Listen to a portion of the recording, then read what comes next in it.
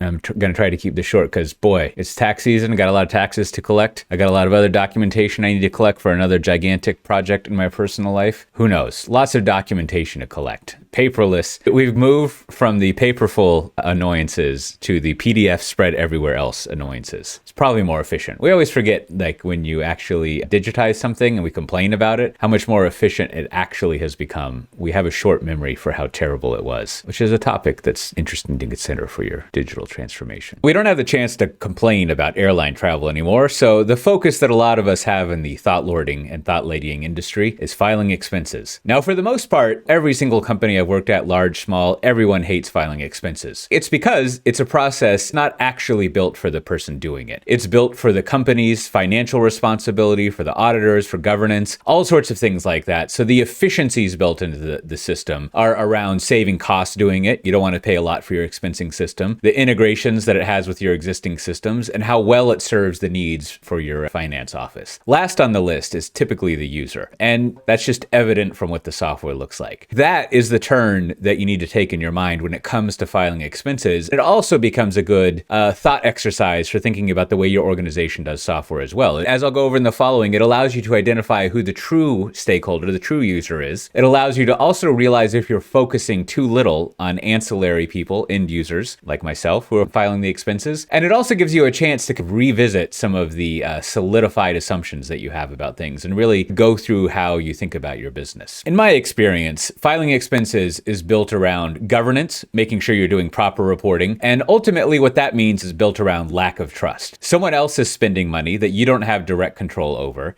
So you want them to document why they're doing it and ask permission for it, follow procedures that you have. So that's fundamentally the type of software that you're talking with. Lack of trust. You could say that expenses, if you wanted to be all fancy, are all about enabling the quick execution of your business, allowing people to work with your partners and suppliers for tools that they need to achieve your corporate goals and the synergies and your growth, to compete with the headwinds and like reroute those headwinds to be tailwinds that thrust you forward. But really, it's all just about making sure that people aren't stealing money from your company and they're doing things well. And I think having that kind of precision around expenses will allow you to make decisions about the time you want to spend it, the money that you want to spend on it, and the feature set that you want with your expensing system. Those of us who complain about it, we should understand and be empathetic with that as well, and not really expect it ever to be a great experience. There's, I think, a motto that they have here in the Netherlands for the Dutch tax authority, which is, I think it was like, we can't make you enjoy filing your taxes, but we can make it better than terrible. It's something like that. I should really look up what it is. But I think that's the perspective you need to have with expenses. Now, if you want to maintain your cycle, what would you call it? Safety, your comfort around filing expenses. The thing that I do when I encounter a bad expense filing service is I think this is an expression of what the company wants. It expresses how they want me to spend my time and how I should therefore think about the way that I go about doing my job. So if it's difficult to file expenses, then it's very important to follow the rules. It means that I should indeed spend time reading up how to do it, looking at the policy,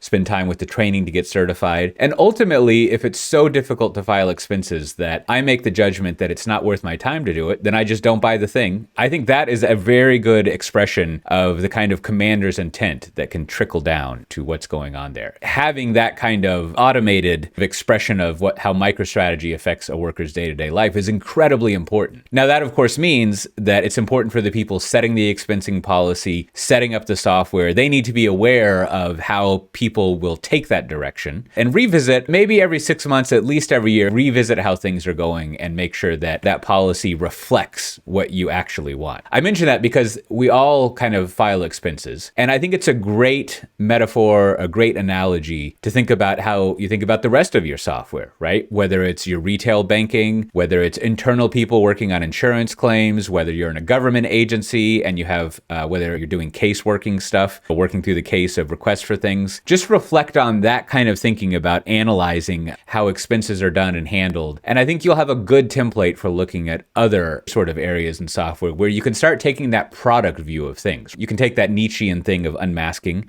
You find that the real stakeholder is not the actual end user, that the actual end user, me filing the expenses, is a secondary stakeholder. You identify the actual stakeholders, regulators who are doing things, ultimately even shareholders who want to make sure that there's not fraud. So you want to to have a very strong policy and enforcement of it. You've got the people, the auditors that you've hired to go through and approve expenses or reject them. And you also have the people in your finance department who are worrying about that. There's also the people in the IT department who are in charge of keeping it up and running and making sure that you get it for the lowest price possible, that you have enabled all these things. The next time you're frustrated at filing expenses, use it as an opportunity to think about it as a metaphor for the way you think about all of the other software that you're trying to improve and digitize, which is sometimes it'll turn out that things are dandy and it exactly matches what is most beneficial for the business, the organization, versus other things that you should focus on. That's one little miniature thing there. So let me do the second one. Especially over here in Europe, something that comes up a lot is outsourcing. Outsourcing your infrastructure, even outsourcing your development. And from a application developer perspective, the one that I bring, I think outsourcing can be fine. We offer outsourcing in the VMware Tanzu world. We don't really ever use that word, but our labs methodologies for operations and development is all about bringing in an outsider for the expertise that they have to help you out, to, as we would never say, augment the abilities that you have. We rarely ever appreciate things that work out. There's never really like headline reports about 5-year outsourcing deal went perfectly. That kind of stuff never makes the news. All you hear about are the scandals, the lawsuits when things go poorly. So we tend to have that view of outsourcing. And I think more of the view that you want to have at outsourcing is how you think about it when it comes to improving the way you do your software, your digital transformation. I would suggest a couple of things. One, if you're looking for software to be that core engine of how you're doing business, your core storefront with your customers, even internally with the people going through your process, make sure that you're not losing control of access to that person. Make sure that you're not putting someone in between you who has knowledge of how that person's operating and also has knowledge of how your software is operating. I think about the analogy here in the car market, right, for your infotainment panels. And I know that car manufacturers are very dodgy on things like Apple Car and whatever the Android equivalent is. Because essentially what you have there is you have Apple coming in and disintermediating, becoming a middle person between your customer and the car. What that means from a strategy perspective is the position that I have. When I rent a car, and hopefully sometime soon when I buy a car, I don't really care so much about the car. My number one concern is going to be that it has Apple Car in it. And that sounds ridiculous, but everything else is a commodity, right? Like every other car manufacturer that I'm going to buy from is going to be pretty much the same. I